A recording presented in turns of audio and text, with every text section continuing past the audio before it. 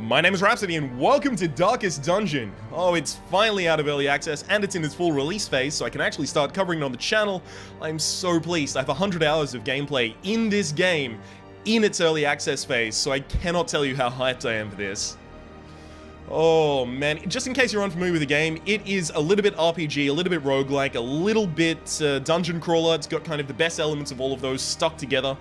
It's also known for a brutal difficulty curve.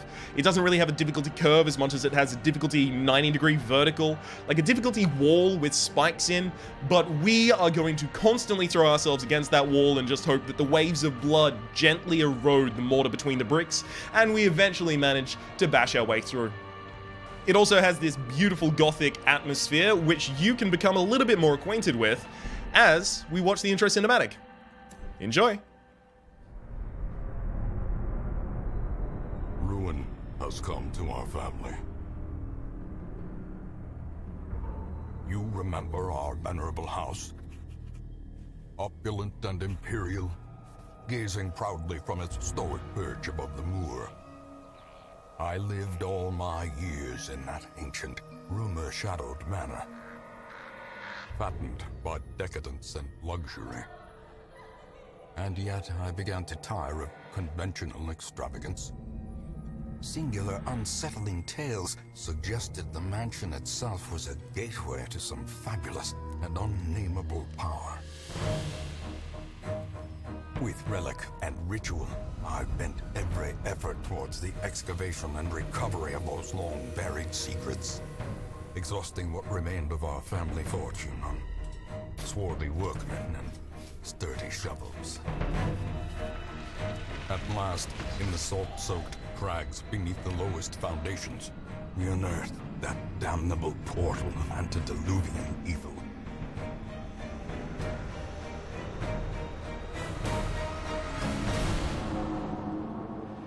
Our every step unsettled the ancient earth, but we were in a realm of death and madness. In the end, I alone fled laughing and wailing through those blackened arcades of antiquity, until consciousness failed me. You remember our venerable house, opulent and imperial. It is a festering abomination. I beg you, return home, claim your birthright, and deliver our family from the ravenous, clutching shadows of the darkest dungeon. Now that's how you start a game with a bang. Oh baby, alright, so let's begin our campaign. This is a little bit of a test file that I had to scrap after I had some recording issues, but that's exactly what we're going to be naming it. So it starts you with the phrase darkest whenever you start a new campaign, so I figured since basically what you're naming is the hamlet, the little town that you kind of use as a base of operations, I'm going to call it the Darkest Republic. There's also going to be another little cutscene as soon as I start this, and then we'll get straight into the gameplay. So let's enjoy that together as well.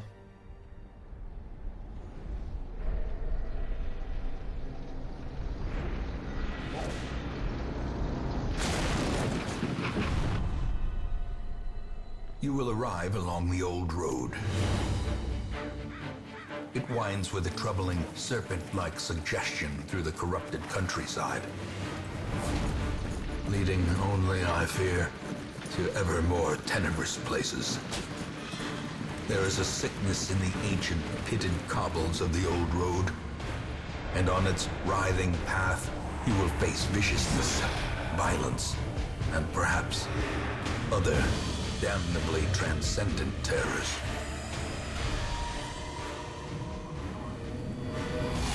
So steel yourself, and remember there can be no bravery without madness. The old road will take you to hell, but in that gaping abyss, we will find our redemption. If you're anything like me, you've already fallen in love with the narrator. That is Wayne June's incredible voice in the background there. Luckily, we get to enjoy a lot of that as the series goes on. It is the consistent narration of the entire game, which I'm just so pleased with. So here is the Hamlet that we are going to be working with, but we are going to start in the tutorial area, the Old Road, where we find our way to the Hamlet. So I'm going to leave the tutorial tips on, even though I don't need them. I've played through the opening of this game, dozens of times. I'm going to leave the tutorial tips on just so that it can kind of help me explain the little elements of the game as they come up in bite-sized fashion. So you can see behind us we have the stagecoach that obviously just crashed, and we only have one room to go to, so we're just going to continue straight through this path. Run up these lanes. Keep to the side path.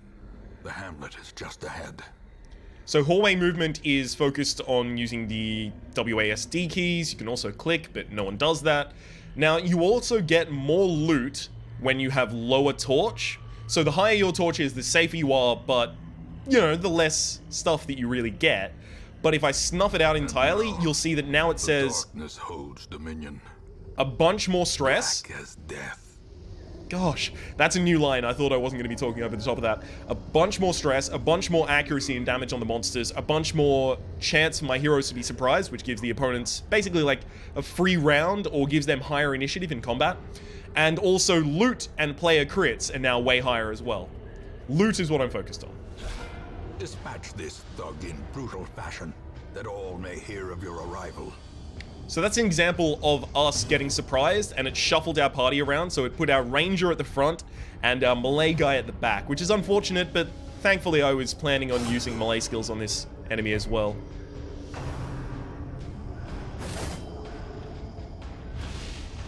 So we've been applied a debuff, which means we have lower resist to bleed, so the opponent could bleed us. You can see just below here, like where this area is while I'm hovering over him, there are the resistances of my enemy.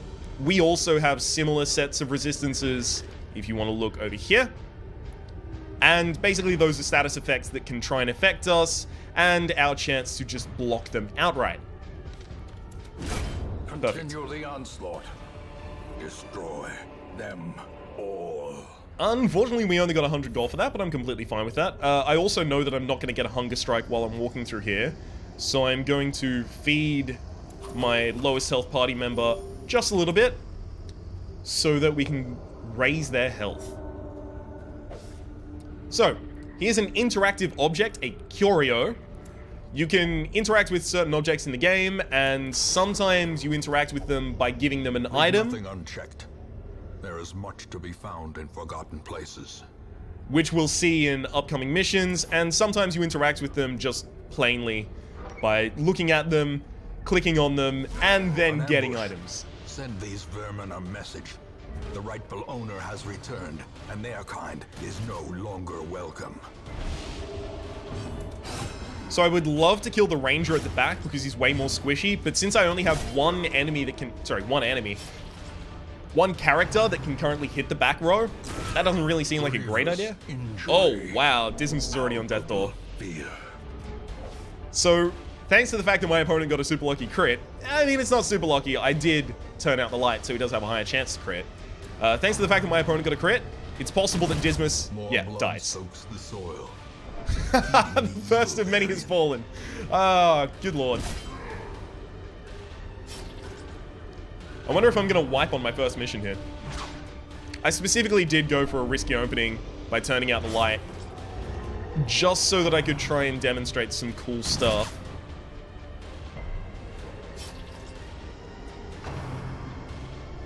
Okay, rain of whips, that's completely fine. As long as I don't get point blank shot, I should be okay. Can't staunch the flow. So I've also got here, there's Death Blow 67 base resist. So when my opponent hits me with damage and I have no health, I've got a 67% chance to resist that death blow. Unfortunately, Dismas wasn't really on board with that. Victory. Perhaps the turning point. Okay, so as soon as I manage to dismantle the corpse of the enemy that's in front, I'll finally be able to hit the Brigand Fusilier at the background here. We should be fine. Possibly. Actually, maybe not. Rush shot miss? Nope, rush shot hit. Okay, luckily we're not bleeding. Precipice of oblivion. Okay, are we going to lose the 67% roll here? Nope, we're fine. Injury and despondence set the stage for heroism or cowardice. Okay, so we've completed the quest. There is also a curio there, but that one always blights you and doesn't really give you anything. Unless you have a key to open it. Quest rewards screen. I'm really happy to have picked up these 2 deeds. They're going to help us do some really cool stuff in the early game. We've also got some decent gold. Not about as much as I would have wanted, but, you know, we're fine. Oh, that's incredible. So Reynald is a Crusader, and being a Crusader, he starts out with a ability, I believe it's called Holy Smite. It's one of his main attacks that is increased damage against Unholy, and stacking extra stuff on top of that, like plus 15% damage versus Unholy, thanks to this stress, thanks to this perk, or quirk rather, is going to be incredible for us. So you can get positive and negative quirks. This is obviously a positive one. The negative ones are red, and I'll outline those when we get them. I'm actually really fine with Dismas dying in the early game. Home, such as it is. This squalid hamlet, these corrupted lands, they are yours now, and you are bound to them. So this is the Darkest Republic estate. This is our hamlet. And we'll gradually unlock more of these buildings that we can actually look at and do things with. Let's go visit the graveyard. Most will end up here, covered in the poisoned earth, awaiting merciful oblivion. Yeah. So one of the important things to note about this game is you are going to lose crew. It's intentional. It doesn't cost you anything to hire new crew. Men, soldiers and outlaws, fools and corpses. All will find their way to us now that the road is clear.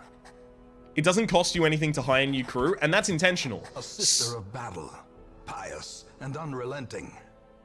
There's a lot more vocal lines in this game than there were back when I used to play it, so I constantly have to stop myself, like, I think I might be talking over Wayne June. I'll be struck down if I do something like that. Okay, so Warrior of Light, plus 10% damage if Torch is over 75, which we'll typically be keeping it at. Unholy Hater, plus 15% damage versus Unholy. You've also got Smite, which is plus 15% damage against Unholy. So he's just an Unholy Destroyer. Unfortunately, he's also got God-Fearing, which means he can only pray for stress relief. Stress is an element of this game that is consistent. Stress stays with you between missions. It represents how, stressed out, legitimately, that your party is. You eventually want to start removing this between missions so that you can make sure that your party doesn't stress out to the point that they go insane and pick up some strong negative buffs. Debuffs, rather. Kleptomaniac is also going to be really annoying, so I'm going to try and remove that as soon as possible, because it will make him interact with curios and steal the rewards from them. So we've also picked up Evique. Unfortunately, Natural Eye is only for ranged skills, and the Leper has no ranged skills, so it's not super useful for me. It's fine. This isn't entirely horrible. I really wish I had Withstand rather than Solemnity in the early game, but we'll work with this. We've also got Gillian, the Plague Doctor, with Last Gasp and Hyromania. Completely fine. Plague Grenade, Blinding Gas with a Battlefield Medicine is actually a decent setup. Self-medicate. If you only had the Cure, I'd also be really happy. Oh well. And Moncur. I really cannot pronounce this. Unfortunately, I've only got one of my heal skills unlocked. See, these characters are randomly generated. The original characters, like Reynard and Dismas, are always the same. Thankfully, Dismas isn't even that good, so I'm not really sad to have lost him. Also, I only would have gotten 2 party members if Dismas was alive, so I wouldn't have a Veek.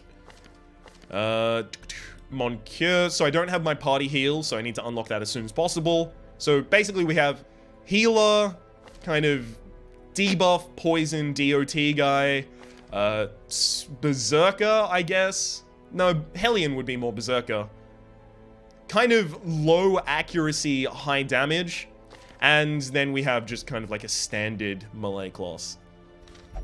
So we're going to be taking these guys out for their first mission. Mecca of madness and morbidity.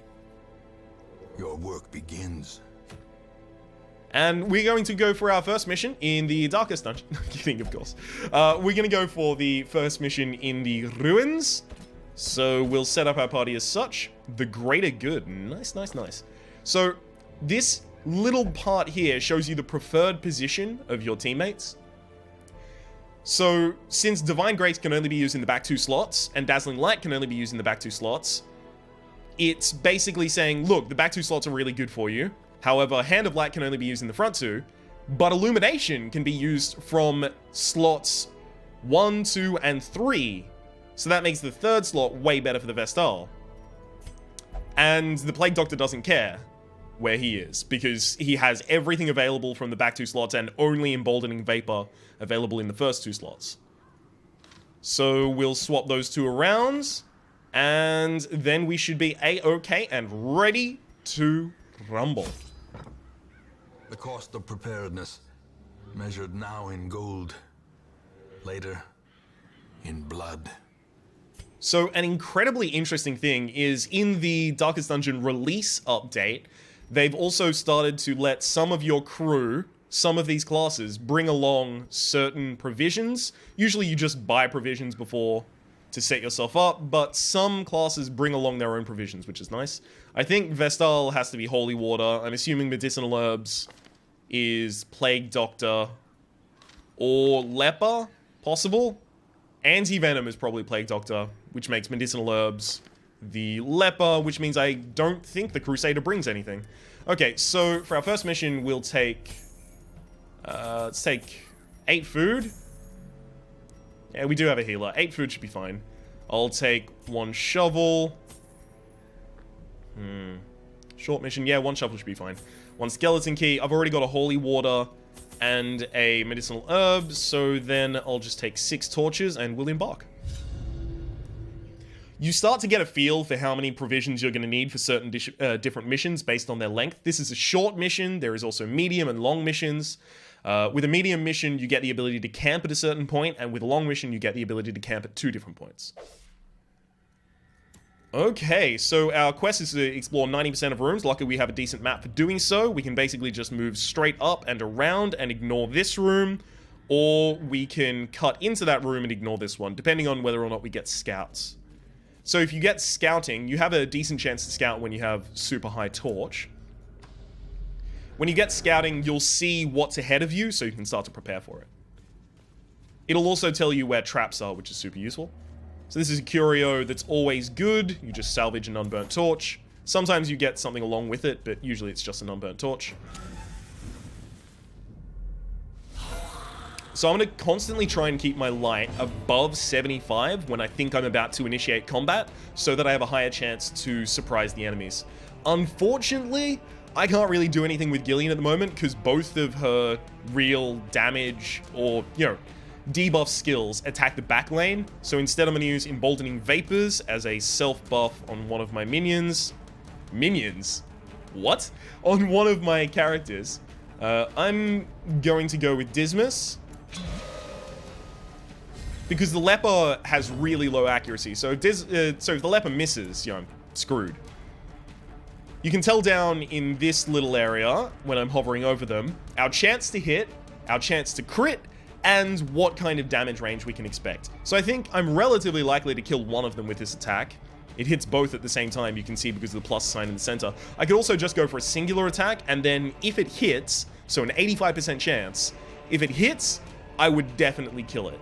But I'm going to give myself the chance to kill both. Their formation is broken. Maintain the offensive. That's still pretty good. Okay, so I've got 80% chance to hit no matter which of these I roll, and if it hits, it will kill. So I'll just roll this. Press this advantage. Give them no quarter. So you can see we got a small amount of stress reduction. Mount, so too will resistance. As soon as we killed an enemy, you get stress reduction for a bunch of different things, sometimes using certain skills, sometimes killing enemies, but you also get stress reduction across a large amount of your party if you crit. So having high crit members in your party is always super useful for that reason. We didn't get a scout, unfortunately, so if we get hit by a trap, we can't really do anything about it. Even the cold stone seems bent on preventing passage. We're at 76 light, so we did have our highest chance there. Honestly, I hate the Cultist Acolyte. She has a stress move that I don't really enjoy. Someone actually stunned her in the first round. Oh, she resisted the stun. She only had a 25% chance to do that, and she got it, so... You know, we're off to an incredible start. Basically, with Dismas dying in the opening mission by getting crit with the strongest attack he could have been hit by, and then hit for a death blow, which was, you know, 67% chance not to happen. That's a really good setup for how this series is going to go. Basically, it's an introduction to how bad my luck is. Honestly, I don't know if I want to chop. This is, it's 75%. It's decent. All right, I'm going to roll a chop on you. Nice. As the fiend falls, a faint hope blossoms. It was also the only enemy that hadn't attacked yet. I could try and roll for a stun, but I've got a decent chance to kill. I can get a 7, an 8, or a 9 and I won't kill, or a 10, 11, 12, 13, 14. So way higher chance to kill. Damn it. Just polish you off. I really wish that I had the Moncure to actually stun. Oh, it's fine. The tide turns. Oh, we got crit. As you can see, stress across the whole party for a crit. I think we just focus on damage right now. Nice, you didn't actually resist the blight on that one. Hand of Light can't be used on you, so I'll just have to use Illumination. Unfortunately, you dodge it. Good lord. Now, this is the huge problem with the leper. If the leper is at the back of the party, they can't do anything. So if they're in this slot or this slot, slots 4 or 4 or 3, they actually just can't do anything whatsoever. It's so annoying. Yeah, I can't do anything about this, unfortunately. Oh, I just have to take a bunch of stress in my first mission. Please push. No. Miss? Oh, thank you for the miss. Oh, that was really important. Alright. Continue the onslaught. Destroy them all. You know what? I'm gonna put the leper at the very front. For that same reason, because if the leper gets thrown to the back, I really don't... Well, actually, if they get pushed, they'll be pushed 2 spaces back. So they'll only miss 1 turn while swapping forward. Okay, this should be fine. Also buff the torch, because we're going into a room, relatively likely to get a fight. Ah, good, we got a scout. Okay, so both of these paths are relatively similar. This room has a room battle and a curio. This room has a room battle and a treasure. I really like curios in the early game, especially in the ruins, because there can be... What's the name of the curio? It's kind of like a tentacle altar, but if you use holy water on it and consecrate the altar, you can remove a negative quirk from a character. Just super useful. So I'm gonna go for this one, rather than the treasure. Divine Benefit, that's also good. We can get some healing and some stress relief out of that, so that's almost certainly going on this fellow right here. Alright. Fine. I'll start blighting out these enemies. Actually, if I can... Oh, God damn it. If I could have gotten a stun on the Arbalest, we might have been in a really good position there, but, sadly... Okay, if the Arbalest is in slots 1 or 2, it can only use the quick jab attack, so it can't actually fire its bow. Firing its bow is really bad. So I'm going to try and send one of these to the back of the party, using Purge. And now the Arbalest isn't such a threat. I'll also throw the damage in against the Arbalest. Oh, awesome. So that Arbalest is now going to die to Blight because the DOTs tick at the start of that... At the start of that unit's turn. So sometimes if you stack enough DOTs on an enemy, you can just go, and I can ignore you from now on. Like, it's not important to attack you ever again because you are so DOT'd up. I should start using the Vestal for healing at this point. Yep. That's the leper for you.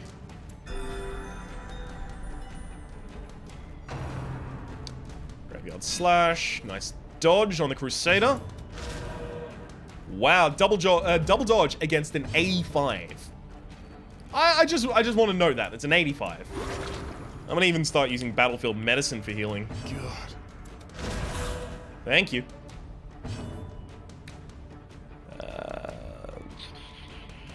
I think overall I'm going to heal more health if I kill one of these, so... 80% chance. Missed it. The way is lit. The path is clear. We require only the Yeah, strength this is how to the series is follow going to go. This is how it goes. I've had better luck when not recording with this as well, which is super surprising. Okay. Okay, come on, just kill it before its turn. Thank you. Ooh, Onyx is nice. Remind yourself that overconfidence is a slow and insidious killer. So this is a holy fountain. I'm going to chuck holy water into it because I happen to know that interacts positively, and I get divine benefit, which is a lot of healing and a fair amount of stress reduction as well. I'm pretty happy about that. Awesome. Even got another scout there. So here we can see a trap. Thanks to the fact we scouted it out, we'll actually be able to see it on the floor. Now, the person with the highest trap disarm looks like it's Reynard or Gillian. I'm going to use Reynard to do it because I want to reduce his stress, and if you successfully disarm a trap, you'd reduce stress. Perfect. By 8. Okay, I happen to know there's no fight in this room because, again, I scouted. I could backtrack, but... don't know about that. Oh, okay. So. Oh, no, I have a shovel. It's fine. Phew. I was about to say, oh, we got some problems going on. I even got 8 food out of that. Awesome. Well, let's start to get some people to eat. You can use food to heal, but also there will be random events that pop up that basically say, hey, people are really hungry, they need to eat. Like this one. You can eat 4 food and regain 5 health, or if you don't have the food, you eat nothing, you take 20% damage and stress damage. So it's really horrible. You always want to be able to feed whenever that event comes up. Okay. It's also important to note that if you ever come up against an obstacle, so I came up with one a lot earlier, it was just a bunch of rubble like this. If you come up against these and you don't have a shovel to clear them, the light goes down by a lot because you take time to clear it, but also everyone gets stressed out. So it's always abysmal to have to do that as an option. So you always want to have enough shovels. I thought for a small mission I would have 2 shovels, but evidently that wasn't enough. Since this is also going to be the last room that I actually have to go into, there's no reason not to just feed everyone before I go in. You can also only feed a person 4 times in a certain period of time, so I've already fed the leper a lot, so they're not going to eat anymore. I'll also use holy water on you to increase your resistances for 3 rounds. And get the torch to As the full. light gains purchase, spirits are lifted, and purpose is made clear. So this little bloody motherfucker is really annoying. Incredible amounts of stress damage. But thanks to the fact that there's 2 enemies there, I really just want to stack blights. It's going to be super important. Let's also see... Oh, stun on the Bone Courtier is going to be incredible. It doesn't matter how much damage I really take in this fight, because I'm going to leave back to the town and damage doesn't persist, only stress. I even got to kill an enemy before they took their turn. I feel real good about that. Alright, I'm going to try and purge you to the back of the party in order to put the Arbalist way too close to the front, and also because this enemy is melee, so if they're at the back of the party, they won't be able to hit me.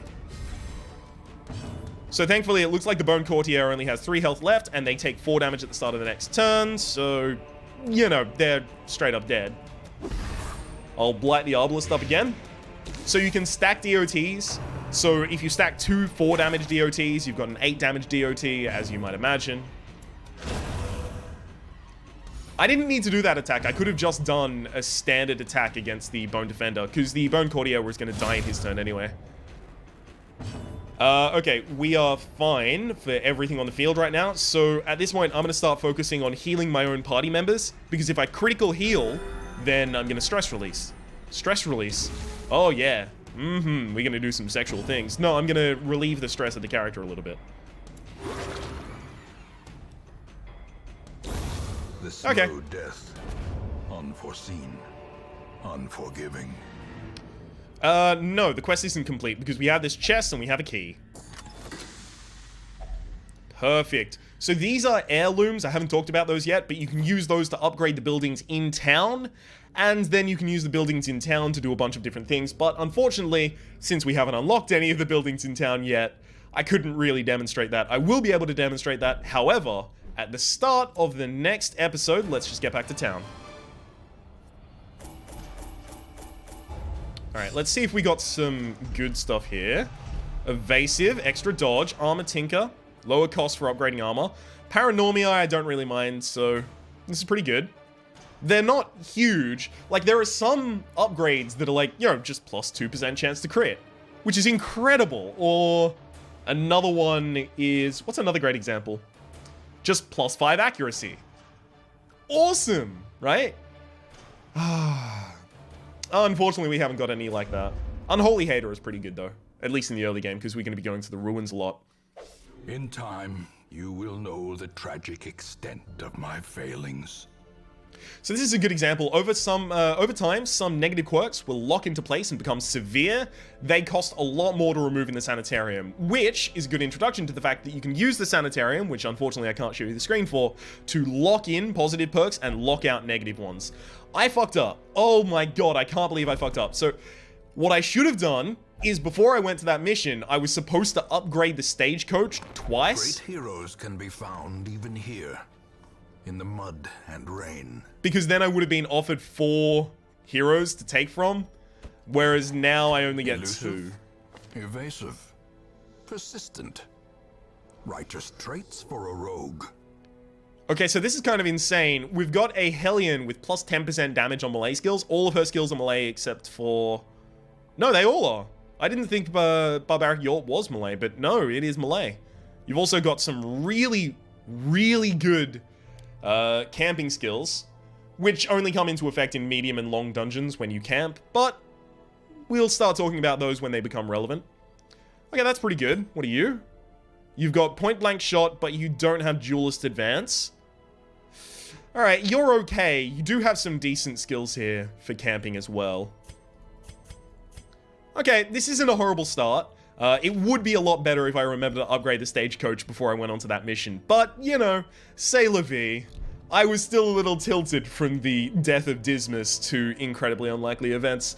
My name has been Rhapsody. The name of the game has been The Darkest Dungeon or Darkest Dungeon. Hopefully you've been enjoying yourself. There is going to be a playlist in the description down below for all of my content on this video game, present and future.